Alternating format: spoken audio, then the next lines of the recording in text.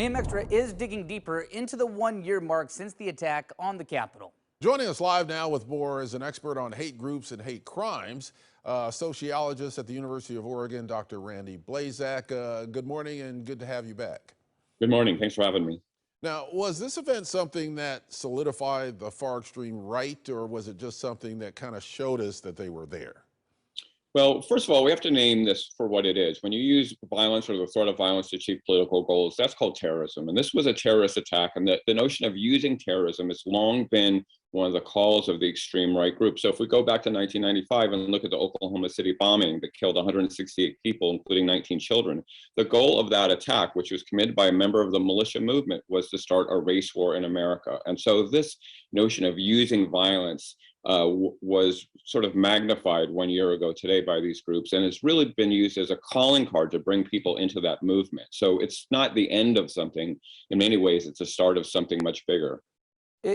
Dr. Blazak, it's so hard to pin down exactly what the impact is going to be for this long term. We're looking at the scope of it now 1 year out. Are you able to pin down exactly what is the lasting impact of that insurrection 1 year ago? Well, we see more division than ever. We see a third of the people in this nation in a recent survey believe that the election was stolen, what we call the big lie.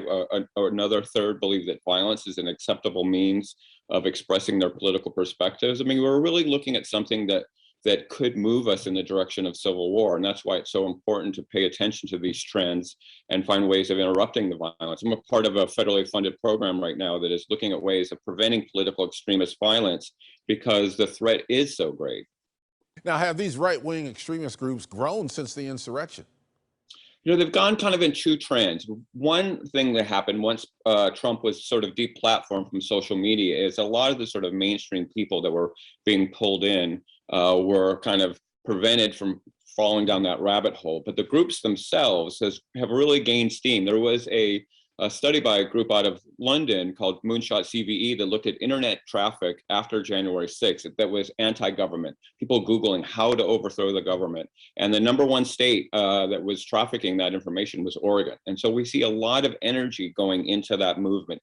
And it's small compared to the larger population, thank God, but it is locked and loaded. I ran into a member of the 3 Percenters at a Home Depot, and I asked him about the threat of violence. And he said, you know, we're armed and ready as soon as we get the call to go. And so they're playing the long game, thinking about things like 2024, when they will be able to launch their civil war, their second American Revolution. And so these things, even though they may not be as dramatic as they were a year ago, are kind of happening under the surface of the American culture. I know it's a common thing to kind of say, it's a cliche to use the past as a way to look into the lens of the future, right? And I'm curious in your expertise if you know of any parallels in either U.S. history or any nation's history that you can see with the insurrection and kind of get a glimpse at what direction the country is headed after this event that now happened 1 year ago.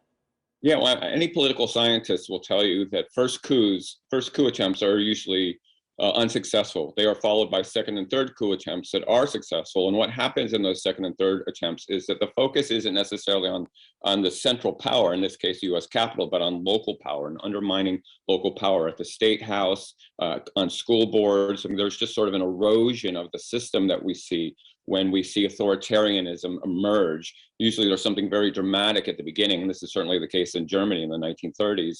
And then you just start breaking down the institutions to where you don't need a giant upheaval like we saw a year ago. We just see sort of the collapse of the system. And that's why I think people are really on guard about where this could go. I mean, we're really at a fork road in the American history of democracy. I mean, this is one thing to really be vigilant about. It's not just a one-time thing that happened on January 6, 2021.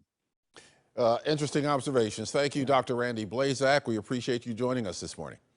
My pleasure. And find complete coverage outlining the January 6th attack on the Capitol 1 year ago on KOIN.com.